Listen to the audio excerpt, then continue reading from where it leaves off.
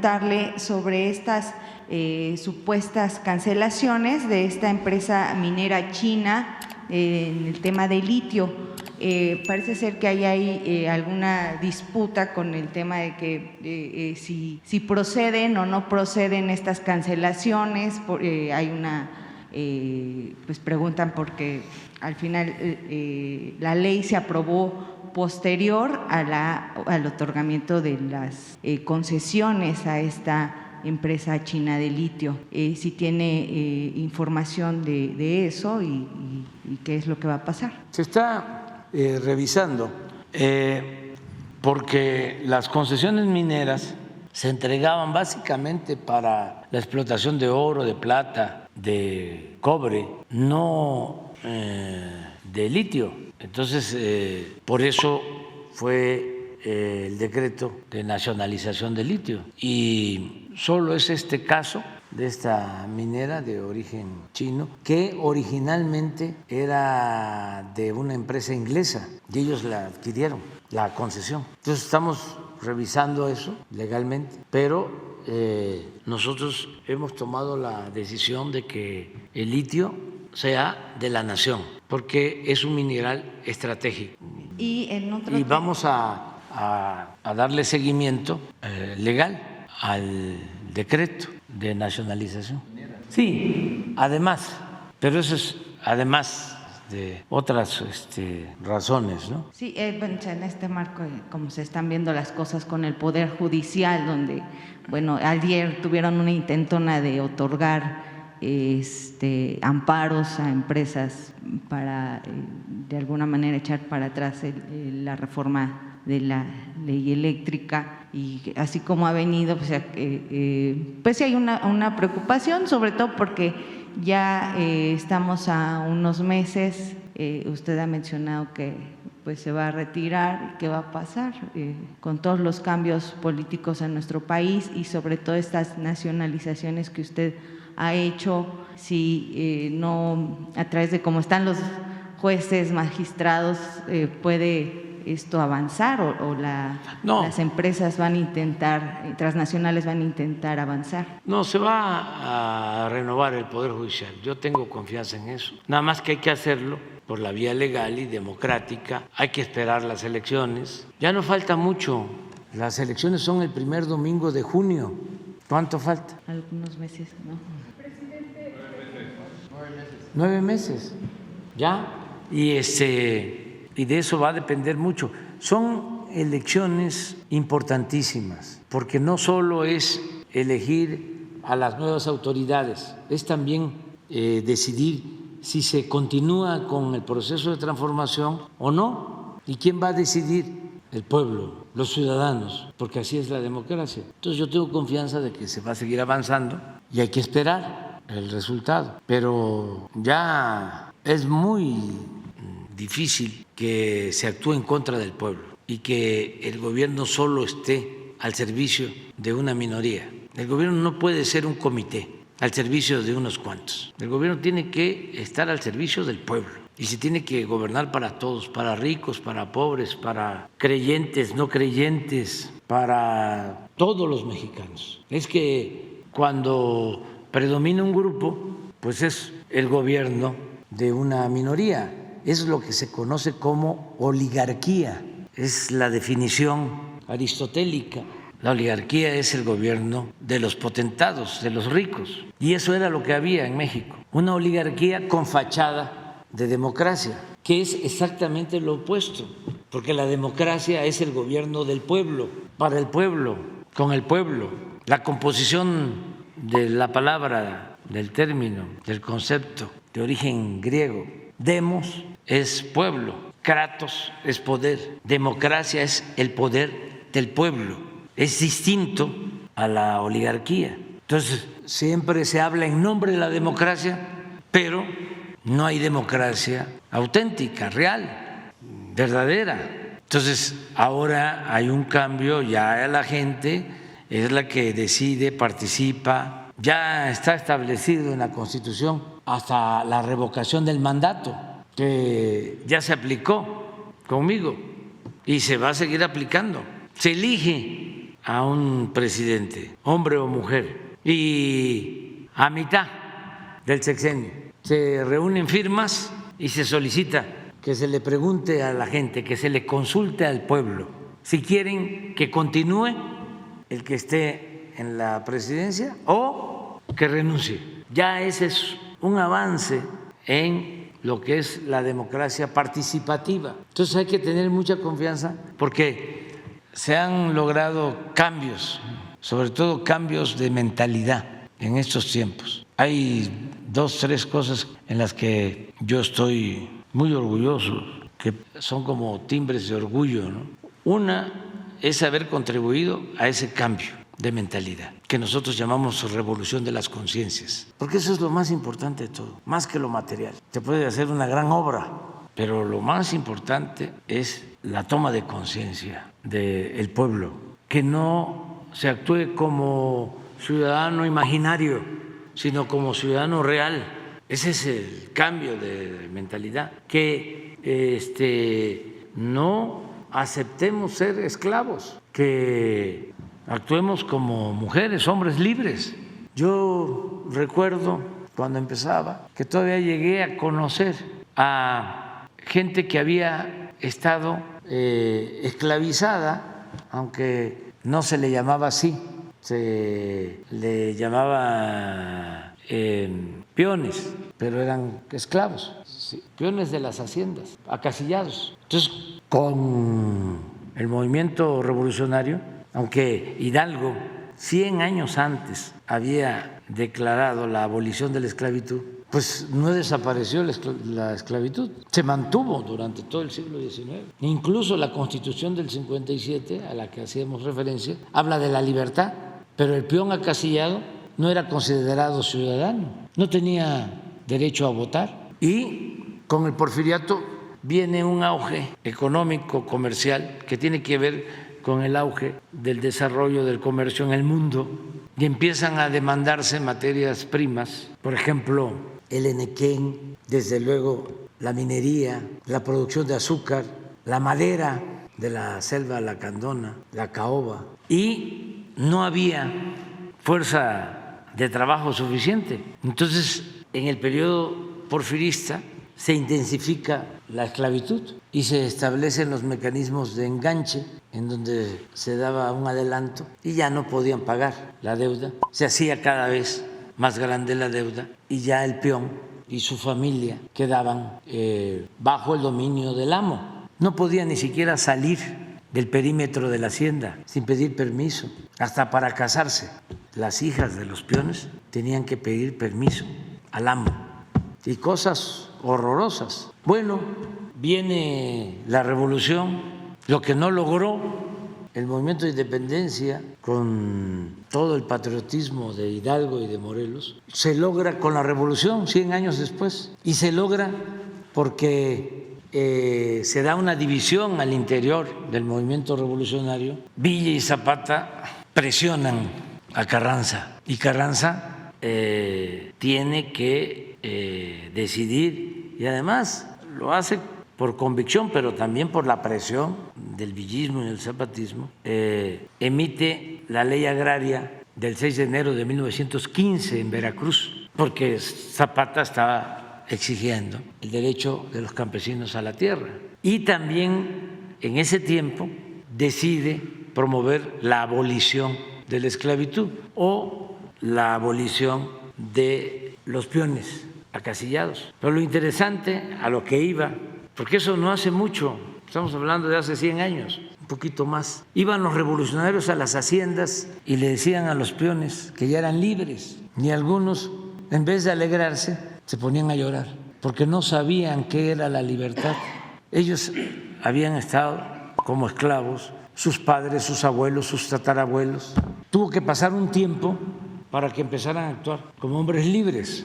Por eso es importantísima la Revolución Mexicana, la revolución más importante del siglo XX, la primera revolución social.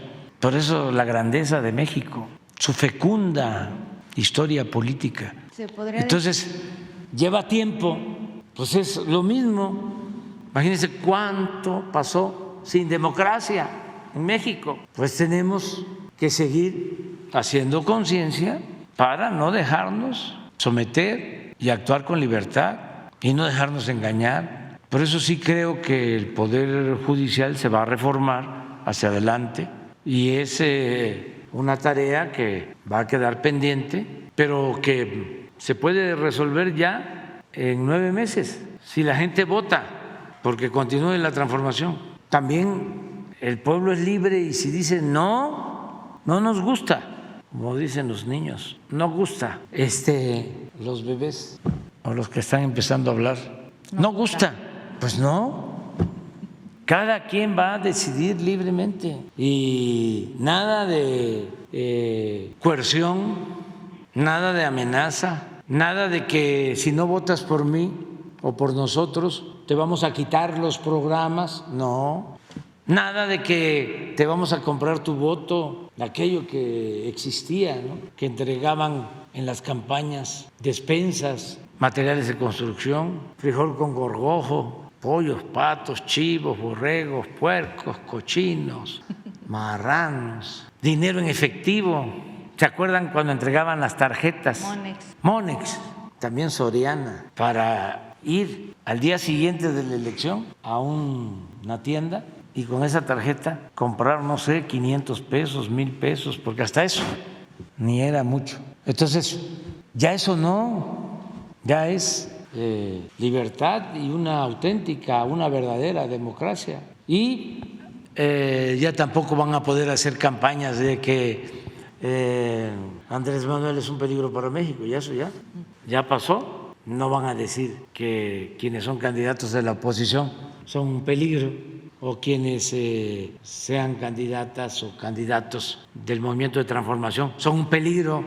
Ya no funciona eso, para nada. Y lo mismo esto de los espectaculares, que nada, eso no, aunque los maquillen, ¿no? ¿Sí? ¿Cómo se llama?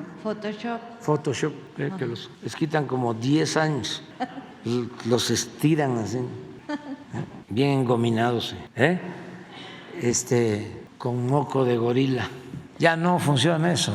Y la risa, ¿se acuerdan pues de cómo recomendaban los publicistas? Ríete. Se quedaban así. Luego, con lo de la risa, me acuerdo que Salinas, cuando gana o imponen, como se quiera ver, el licenciado Peña Nieto, declara a Salinas de Gortari: me voy a hacer una cirugía porque no dejo de reírme por lo contento que estoy. O sea, sí va a ser una cirugía para ya no seguir riéndose, ¿no? Por lo contento que está. Hay muchas cosas sobre esto. Presidente, y otra pregunta. Grupo Carso completó una compra del 49.9% de Talos México. ¿Qué opina sobre esta compra? Y, bueno, pues, por supuesto, si va a beneficiar al erario mexicano. Sí, yo creo que es una buena operación.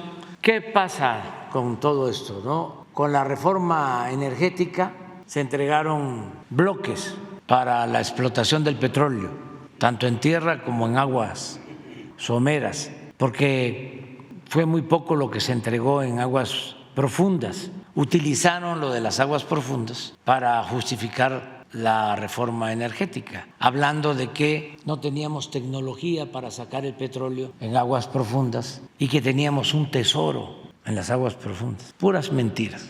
Lo que querían era el petróleo que está en tierra y en aguas someras, y así hicieron la reforma. Entonces entregan los bloques, les alcanzó para entregar 110 bloques, 110 contratos, porque tenían otros. Querían entregar toda la costa de Yucatán y de Quintana Roo. Imagínense que es una zona turística importantísima que ahora con el Tren Maya va a ayudar mucho al desarrollo del sureste. Pues querían entregar para la explotación petrolera toda la zona marina, costera de Yucatán y de Quintana Roo. Ya no les dio tiempo porque sonó la campana, el timbre, y nosotros llegamos y ofrecimos, y estamos cumpliendo, que íbamos a respetar los contratos. Los 110 contratos que habían entregado. Para entregar esos 110 contratos hicieron la reforma energética, compraron a los diputados para que votaran a favor de la reforma energética y engañaron de que iba a llegar inversión extranjera a raudales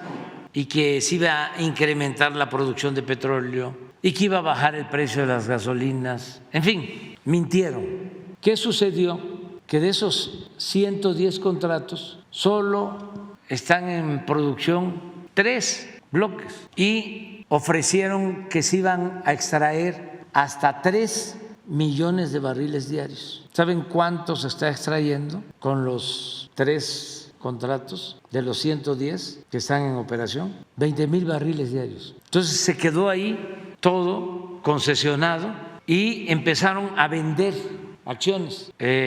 Los que habían obtenido esos contratos vendieron sus acciones. Es un poco igual que lo de el litio, que eran ingleses y terminó en una empresa de origen chino. Pues habían empresas mexicanas en sociedad con estadounidenses, luego hasta empresas rusas. Ya ven cómo se pelean, ¿no? Pero cuando se trata de los billullos, ahí no hay pleito, ahí se ponen de acuerdo. Bueno, el caso es que entregan este campo, este bloque, Talos, a una empresa mexicana que vende a una empresa estadounidense y a una empresa holandesa, pero no explotan el yacimiento, que es muy buen yacimiento, porque se lo entregaron a gente vinculada al poder y ya se sabía que había petróleo, porque muchos de estos particulares se llevaron a trabajadores de Pemex a trabajar a las empresas, eso sí sabían, porque utilizaron información privilegiada, sobre todo estudios exploratorios. Se entrega este bloque, se venden las acciones, pero pues estamos muy cerca de Dios, los mexicanos. Bendito México. Resulta que junto al bloque que entregan de Talos hay un yacimiento que no fue entregado, es decir, que queda bajo dominio de la nación. Y cuando se dan estos hallazgos de conformidad con la ley, quien tiene que hacerse cargo de la operación, de conducir la operación, es la empresa con más petróleo probable. Y resultó que el yacimiento que no estaba privatizado es mayor y es de Pemex, es de México. Entonces no aceptaban la empresa. Además se tiene que perforar de manera conjunta. Entonces no aceptaban de que Pemex se encargara de dirigir los trabajos de exploración y de producción. Además se tenía que resolver sobre qué empresa tenía más experiencia.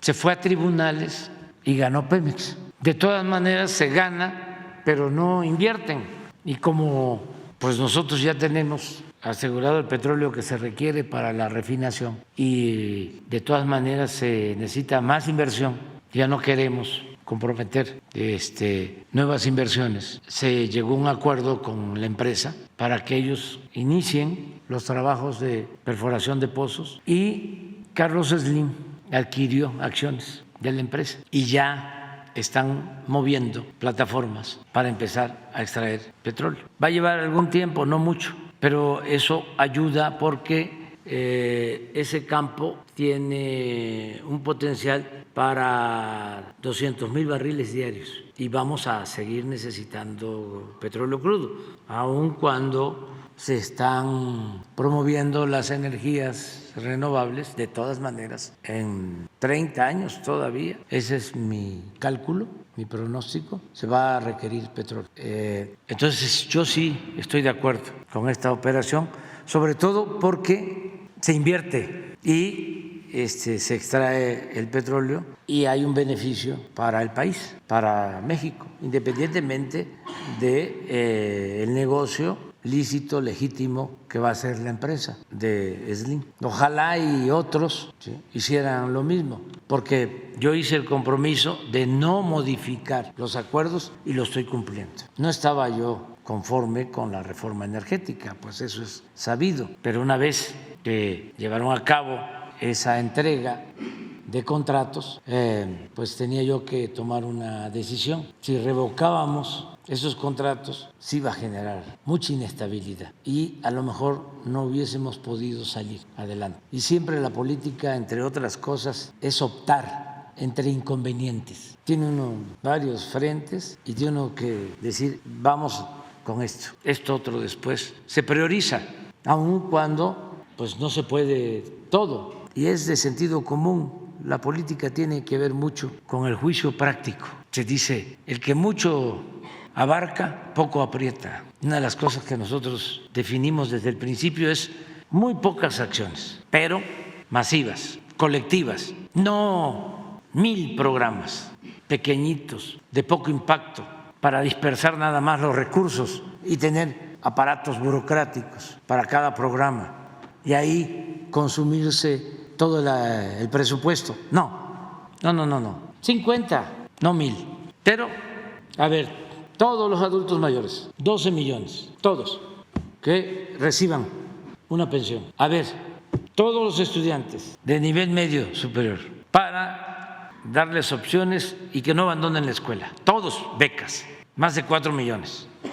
Así, fertilizante para todos los productores pequeños del país, para 2 millones de productos. No, a ver, un programa para la siembra de hortalizas en las azoteas. Sí, está bien, pero eso que lo hagan las universidades. El gobierno no es una universidad para estar experimentando. El gobierno tiene que darle soluciones a todos. Políticas, a ver, aumentemos el salario, porque tenemos estudiado de que no va a haber inflación y ya no se puede mantener estos salarios. Es para todos. Y así, entreguemos presupuesto a todas las escuelas públicas de nivel básico para su mantenimiento, a todas, 125,000 escuelas. Y entreguemos lo que les corresponde, no a través de los gobiernos ni federal, ni estatal, ni municipal, sino directo a las sociedades de madres y de padres de familia, lo que les corresponde de acuerdo al número de alumnos que tengan y que ellos decidan qué hacer, qué mantenimiento dar a las escuelas, pero a todas. Ahora estamos logrando algo importante porque no era universal el apoyo a personas con discapacidad, nada más llegaba a 29 años y de 29 a 64, porque ya en 65 tienen la pensión para adultos mayores, no se daba ningún apoyo. Nosotros desde el 19 empezamos a ayudar con pensiones, sobre todo a niñas, niños, todos los más pobres, pero hasta 29 años. Hablamos con los gobiernos estatales y aceptaron una propuesta que les hicimos de que, a ver, vamos a hacerlo universal, que sean todos los que tienen discapacidad, los que reciban la pensión. Pongan ustedes el 50% para atender de 29 a 64 y nosotros ponemos la federación el otro 50%. Y ya llevamos como 20 estados en donde ya es universal. Este fin de semana firmo con la maestra Delfina en el Estado de México el convenio para que todos los discapacitados del Estado de México tengan su pensión. Pero es así. Entonces, no son muchísimos programas, es priorizar. Claro, faltan cosas, muchas más, pero por eso va a haber continuidad con cambio. Bueno, eso espero, aunque la última palabra la tiene la gente, la tiene el pueblo. Eso es lo de Slim que me preguntas. Y ojalá y más empresarios. Ahora los estoy invitando a participar en el Istmo, porque ahí no podemos tener inversión extranjera, porque el Istmo es una región estratégica muy importante para mantener nuestra soberanía. Entonces, en los polos de desarrollo en donde se van a establecer empresas a lo largo del Istmo, hay ya 10 centros de desarrollo y el manejo de los puertos queremos que sean mayoritariamente empresas mexicanas. Entonces sí hay mucha posibilidad para invertir y para crear empleos y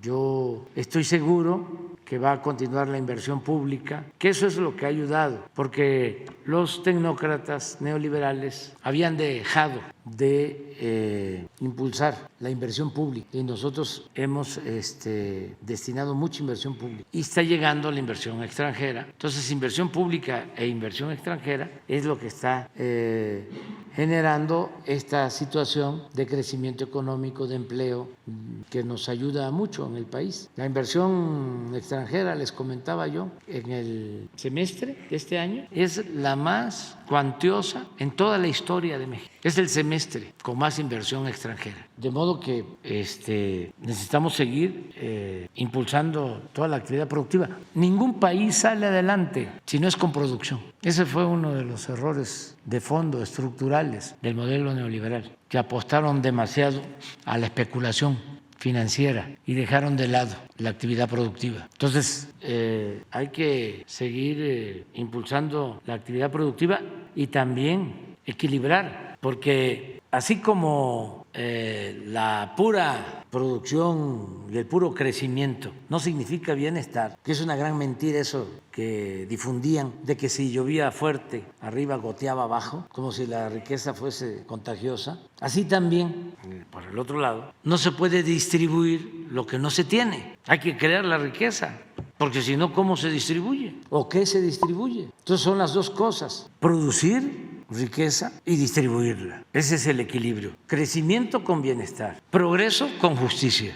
El modelo neoliberal es un modelo cojo, porque nada más contempla el progreso y no la justicia. Y progreso sin justicia, decía el maestro Silva Gerson, progreso sin justicia, decía, es retroceso. ¿De qué sirve de que unos cuantos acumulen riqueza si la mayoría carece hasta de lo más indispensable? Además, eso no funciona ni en términos económicos, porque si la gente no tiene para comprar ni siquiera lo básico, ¿cómo crece la industria? ¿Cómo crece el comercio? ¿Cómo se logra el progreso?